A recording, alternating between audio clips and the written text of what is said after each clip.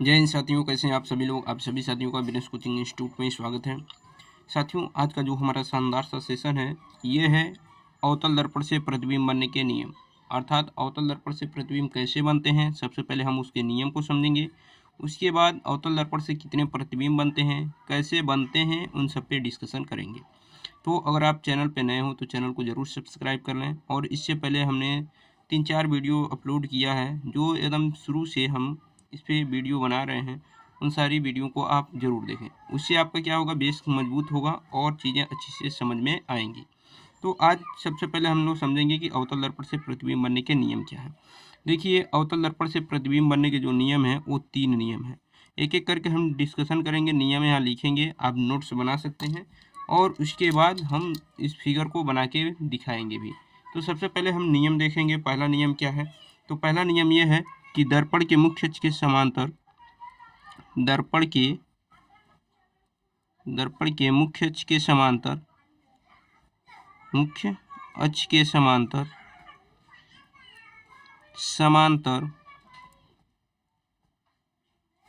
चलने वाली प्रकाश की किरणें दर्पण से परावर्तन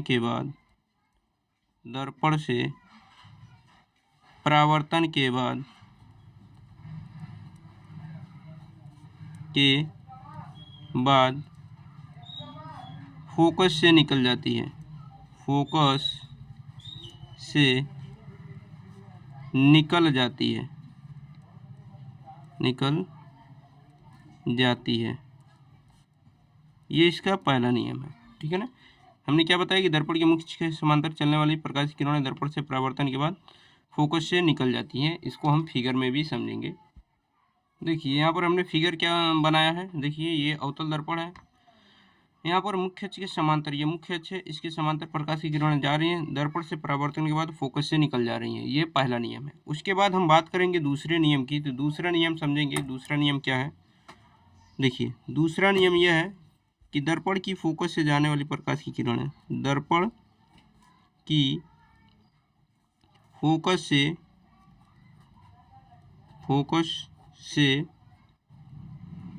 जाने वाली प्रकाश की किरणें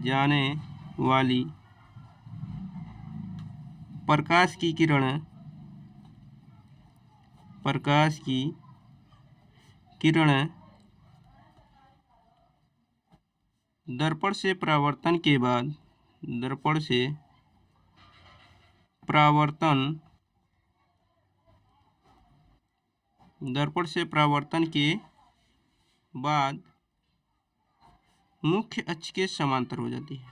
मुख्य अक्ष के समांतर हो जाती हैं। ये आपका दूसरा नियम है। देखिए, इस चीज़ को हम इसलिए लिख रहे हैं ताकि आप नोट्स बना सकें, नहीं तो हम मौखिक भी चीज़ों को समझा देंगे केवल फिगर बना के। तो इसलिए अगर आपको दिक्कत हो तो आप बता सकते हैं, हम मौखिक चीज़ों को भी समझा सकते हैं। दूसरा का फिगर, दर्पण की फोकस से जाने वाली प्रकाश की किरणें दर्पण से परावर्तन के बाद मुख्य अक्ष के समांतर हो जाती हैं। तो देखिए, दर्पण की फोकस से जा रही प्रकाश की किरणें दर्पण से परावर्तन के बाद मुख्य अक्ष के समांतर हो गई। इसका जस्ट अपोजिट है ये, ठीक है ना। ये बात ध्यान रखिएगा। तो ये दूसरा हो गया। तीसरा नियम क्या है? दर्पण के वक्रता केंद्र से जाने वाली प्रकाश की किरणें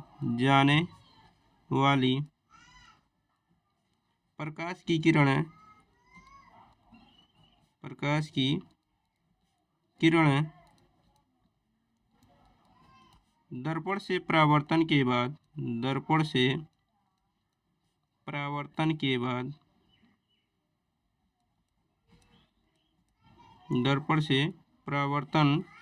के बाद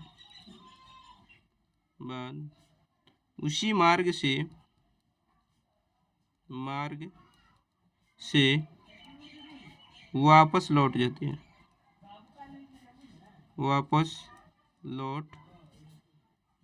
है। ठीक है ना। ये क्वेश्चन हाई स्कूल में पूछा भी गया है कि किस बिंदु से जाने वाली प्रकाश की किरणें परावर्तन के बाद उसी मार्ग से वापस लौट जाती है। तो इसके वक्रता केंद्र से जाने वाली प्रकाश की किरणें दर्पण से परावर्तन के बाद उसी मार्ग से वापस लौट जाती हैं। ये बात ध्यान रखिएगा। इसका फिगर हम देख लेते हैं।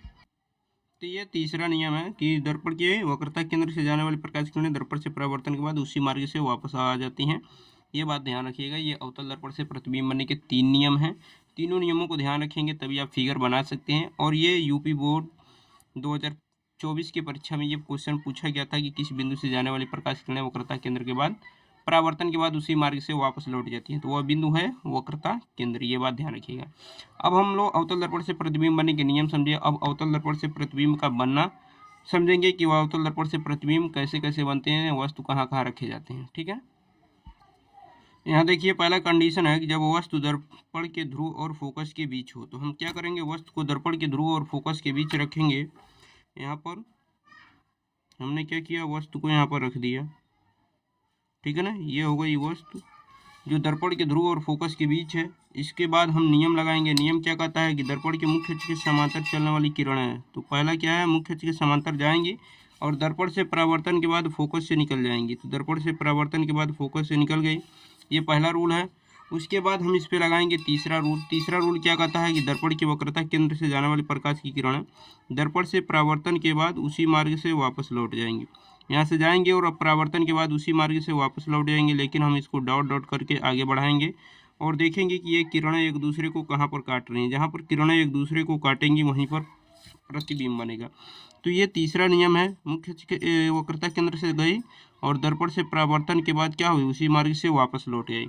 ये किरणें वास्तव में कहीं नहीं काट रही हैं। तो फिर इसको हम डॉट डॉट करके आगे बढ़ाए तो ये देखिए कि ये दर्पण के पीछे जो है ये कहीं पर जाके मिल रही हैं।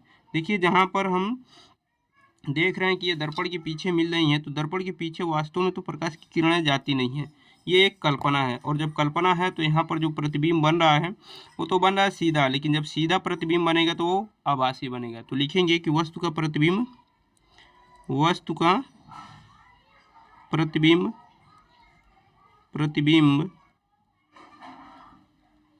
प्रतिबिंब सीधा, आभासी तथा वस्तु से बड़ा होगा। ये बात ध्यान रखिएगा।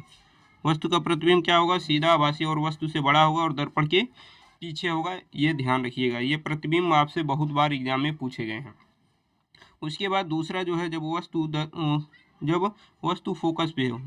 फोकस पे हो उस कंडीशन में प्रतिबिंब कैसे बनते हैं उसके बारे में हम डिस्कशन करेंगे। सबसे पहले वस्तु को हम रख देते हैं, ये फोकस पे वस्तु हो गई। ये फोकस पे जब वस्तु हो गई तो उसके बाद हम प्रतिबिंब बनने के नियम लगाएंगे। तो प्रतिबिंब बनने का नियम क्या कहता है, प्रतिबिंब बनने का नियम यही कहता है कि दर्पण के मुख्य अक्ष के समांतर चलने वाली प्रकाश की किरणें दर्पण से परावर्तन के बाद फोकस से निकल जाती हैं। तो यहाँ से मुख्य अक्ष के समांतर प्रकाश की किरणों को हम ले जाएंगे यहाँ से, और दर्पण से परावर्तन के बाद ये निकलेंगी कहाँ से, ये निकलेंगी आपकी फोकस से। तो फोकस से हम इनको निकालेंगे। देखिए यहाँ पर ये फोकस से निकल गई। ठीक है ना, ये फोकस से निकल गई।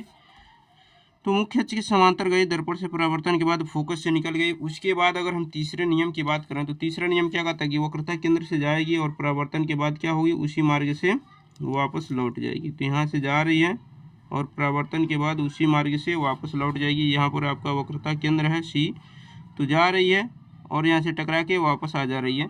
तो जब टकरा के वापस आ जाएगी, ये कहीं पर एक दूसरे को काटेंगे नहीं, क्योंकि यहाँ आगे भी बढ़ाएंगे तभी समांतर होगा, नीचे भी बढ़ाएंगे तभी समांतर होगा। लेकिन ऐसा माना जाता है कि वो एक दूसरे को इधर नीचे काटेंगी और अनंत पे काटेंगी।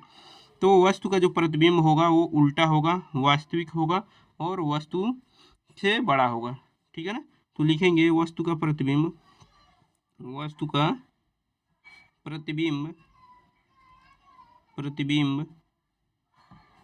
उल्टा, जब भी नीचे काटेंगे तो उल्टा प्रतिबिंब बनेगा, ऊपर काटेंगे तो सीधा प्रतिबिंब बनेगा। और उल्टा के साथ हमेशा वास्तविक होता है और सीधा के साथ हमेशा आभासी होता है। तो वस्तु का प्रतिबिंब उल्टा वास्तविक तथा वस्तु से बड़ा होगा। बड़ा होगा, ठीक है ना। और कहाँ पर होगा, अनंत पे होगा, इस बात का ध्यान रखिएगा। तो ये दो प्रतिबिंब हमने बनाया, इसके बाद कुछ और प्रतिबिंब है उसको भी हम देख लेते हैं। चलिए देखिए, तीसरी कंडीशन क्या है कि जब वस्तु को फोकस और वक्रता केंद्र के बीच रखा जाए, तो वस्तु को हम क्या करते हैं, फोकस और वक्रता केंद्र के बीच यहाँ रख देते हैं। देखिए ये हो गया फोकस और वक्रता केंद्र के बीच वस्तु। अब यहाँ पर हम क्या करेंगे, प्रतिबिंब बनने के नियम लगाएंगे, ठीक है ना।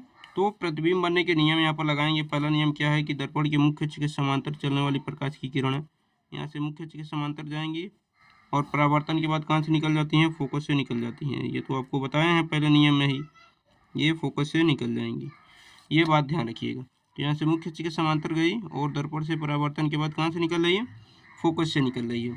उसके बाद इसका जो दूसरा नियम है, वो दूसरा नियम यह है कि दर्पण की फोकस से जाने वाली प्रकाश की किरणें, दर्पण की फोकस से अगर यहाँ से प्रकाश की किरणें जाएंगी तो दर्पण से परावर्तन के बाद मुख्य अक्ष के समांतर हो जाएंगी। अगर यहाँ से फोकस से जाएंगी तो दर्पण से परावर्तन के बाद ये क्या होंगी, मुख्य अक्ष के समांतर हो जाएंगी।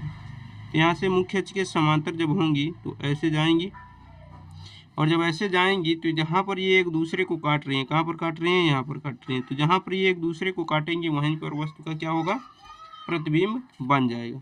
तो यहाँ पर ये एक दूसरे को काट रही हैं, जहाँ पर काटेंगी, यहाँ से थोड़ा सा हम इधर बना दे रहे हैं, जहाँ पर ये काटेंगी वहीं पर प्रतिबिंब बनेगा। और ये बात ध्यान रखिएगा, वक्रता केंद्र पर ये नहीं काट रही हैं, वक्रता केंद्र से पीछे काट रही हैं, तो जहाँ पर काटेंगे वहीं पर प्रतिबिंब बनेगा।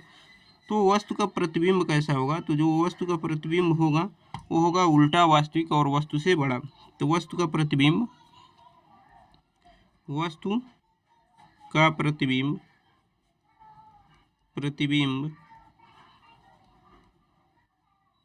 उल्टा वास्तविक तथा वस्तु से बड़ा होगा, ये बात ध्यान रखिएगा, ठीक है ना। उल्टा वास्तविक और वस्तु से बड़ा होगा। अब इसके बाद हम बात कर लेते हैं कि जब वस्तु को कहाँ रखा जाए, वक्रता केंद्र पर, यानी वस्तु कहाँ हो, वक्रता केंद्र पर। तो यहाँ पर वक्रता केंद्र पर हम वस्तु को रखेंगे और उसका प्रतिबिंब देखेंगे कहाँ बन रहा है। तो ये हो गया वक्रता केंद्र, यहाँ पर हमने वस्तु को रखा। उसके बाद प्रतिबिंब बनने के नियम लगाएंगे। नियम क्या कहता है कि मुख्य अक्ष के समांतर चलने वाली प्रकाश की किरणें दर्पण से परावर्तन के बाद फोकस से निकलती हैं। तो हम यहाँ से क्या करेंगे, इसको फोकस से निकालेंगे। देखिए एक एक चीज़ बहुत बारीकी से आपको समझाई जा रही है, फोकस से निकल गई। तो ये हुआ पहला नियम। अब इसी पे लगाएंगे हम दूसरा नियम। दूसरा नियम क्या कहता है कि दर्पण की फोकस से जाने वाली प्रकाश की किरणें यहाँ से फोकस से, दर्पण की फोकस से जाने वाली प्रकाश की किरणें दर्पण से परावर्तन के बाद मुख्य अक्ष के समांतर हो जाती है। तो यहाँ से मुख्य अक्ष के जब समांतर होंगी तो यहाँ पर देखिए मुख्य अक्ष के समांतर हो गए, लेकिन वास्तव में ये प्रतिबिंब जो होगा थोड़ा सा ये इधर हो गया है, मैं इसको यहाँ बना दे रहे हैं। जहाँ पर ये काटेंगी वो वक्रता केंद्र के जस्ट सामने होगा, थोड़ा सा ये मिस हुआ है, जस्ट वक्रता केंद्र के सामने यहाँ पर काटेंगी। और जहाँ पर काटेंगे, जैसे जब वस्तु को वक्रता केंद्र पर रखेंगे तो उसका प्रतिबिंब भी वक्रता केंद्र पर ही नीचे बनेगा, और नीचे जो बनेगा वो उल्टा बनेगा। यहाँ पर थोड़ा सा मिस हुआ है, तो इसलिए आप नाप साध के बनाएंगे तो एकदम एग्जैक्ट इसी पर काटेंगे। तो लिखेंगे वस्तु का प्रतिबिंब उल्टा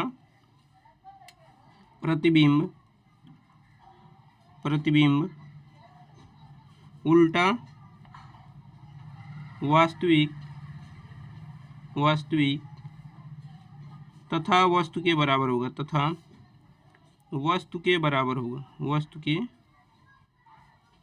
होगा, ये बात ध्यान रखिएगा।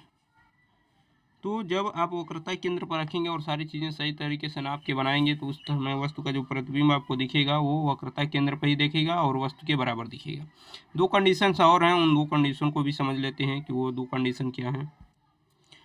पांचवा कंडीशन क्या है कि जब वस्तु वक्रता केंद्र से आगे हो। तो जब वस्तु वक्रता केंद्र के आगे हो तो वस्तु वक्रता केंद्र के आगे आप कहीं भी यहाँ रख सकते हैं। यहाँ हमने वस्तु को रख दिया। अब इसका तरीका क्या है, तरीका यही है कि नियम हम लगाएंगे। पहला नियम क्या है कि मुख्य अक्ष के समांतर चलने वाली प्रकाश की किरणें, मुख्य अक्ष के समांतर गई प्रकाश की किरण दर्पण से परावर्तन के बाद फोकस से निकल जाती है। देखिए पहला नियम तो सब में लगेगा, इसमें कोई डाउट नहीं है, पहला नियम आप सभी में लगाएंगे। फोकस से निकल जाती हैं दूसरा नियम क्या है? दूसरा नियम फोकस से जाएगी, मुख्य अक्ष के समांतर हो जाएगी। तीसरा नियम हम लगा देते हैं कि वक्रता केंद्र से जाएगी और दर्पण से परावर्तन के बाद उसी मार्ग से वापस हो जाएगी। तो वक्रता केंद्र से जा रही है, परावर्तन के बाद इसी मार्ग से वापस हो जाएगी। जहाँ पर ये एक दूसरे को काटेंगे वहीं पर वस्तु का प्रतिबिंब बनेगा, और प्रतिबिंब जो बन रहा है यहाँ पर बन रहा है, और प्रतिबिंब जो होगा वो सीधा आभासी होगा। ठीक है ना। तो अगर ये वस्तु है तो इसका प्रतिबिंब यहाँ पर बन रहा है, तो लिखेंगे वस्तु का प्रतिबिंब, वस्तु का प्रतिबिंब, वस्तु का प्रतिबिंब, प्रतिबिंब उल्टा वास्तविक तथा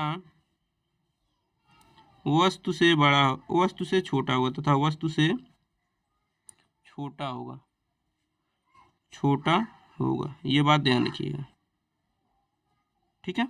अब उसके बाद अनंत की बात कर लेते हैं। जब वस्तु अनंत पे रखी गई हो, तो यहाँ पर कहीं बहुत दूर वस्तु रखी गई हो, तो जब यहाँ पर वस्तु रखी जाएगी अनंत पे, तो इस कंडीशन में हम पहला नियम लगाएंगे। पहला नियम यह है कि मुख्य अक्ष के समांतर चलने वाली प्रकाश की किरण है, यहाँ से मुख्य अक्ष के समांतर जाएगी, दर्पण से परावर्तन के बाद फोकस से निकल जाएगी। उसके बाद इसकी वक्रता केंद्र से हम ले जाएंगे, वक्रता केंद्र से जाएगी प्रकाश की किरण है, वक्रता केंद्र से, और वक्रता केंद्र से जाने के बाद परावर्तन के बाद उसी मार्ग से वापस लौट जाएगी। तो यहाँ से वक्रता केंद्र से जाएगी और परावर्तन के बाद उसी मार्ग से वापस लौट जाएगी। इस बात का ध्यान रखिएगा। अब यहाँ पर वस्तु का जो प्रतिबिंब बनेगा यहाँ पर बन रहा है, और वस्तु का प्रतिबिंब जहाँ पर बनेगा वो क्या होगा? बहुत ही छोटा होगा, यानी वस्तु के कंपेयर में प्रतिबिंब बहुत छोटा होगा। तो लिखेंगे कि वस्तु का प्रतिबिंब, वस्तु का प्रतिबिंब, प्रतिबिंब उल्टा वास्तविक, उल्टा वास्तविक तथा वस्तु से छोटा होगा, वस्तु से छोटा होगा और बहुत छोटा होगा। ठीक है ना, छोटा होगा। तो ये अवतल दर्पण से प्रतिबिंब बनने के 6 नियम थे, और 3 नियम थे, और उससे ये 6 प्रतिबिंब बनते हैं। इस बात को ध्यान रखिएगा। इसी के आधार पे हम दर्पण के जो सूत्र होते हैं उसका डेरिवेशन करेंगे, यानी दर्पण के जो सूत्र बनेंगे वो इन्हीं सारी चीज़ों को देखते हुए, इन्हीं सारे तरीकों को प्रयोग करते हुए हम लोग उसका निगमन करेंगे। तो इसलिए आप लोग अगर चैनल पे नए हो तो चैनल को ज़रूर सब्सक्राइब करें, वीडियो को तो बिल्कुल स्किप ना करें। आप इससे अच्छे तरीके से नोट्स बना सकते हैं, और इसी नोट्स से आप अच्छे तरीके से एग्जाम में नंबर प्राप्त कर सकते हैं। मिलते हैं नेक्स्ट वीडियो में, तब तक के लिए अपना ख्याल रखिए। धन्यवाद।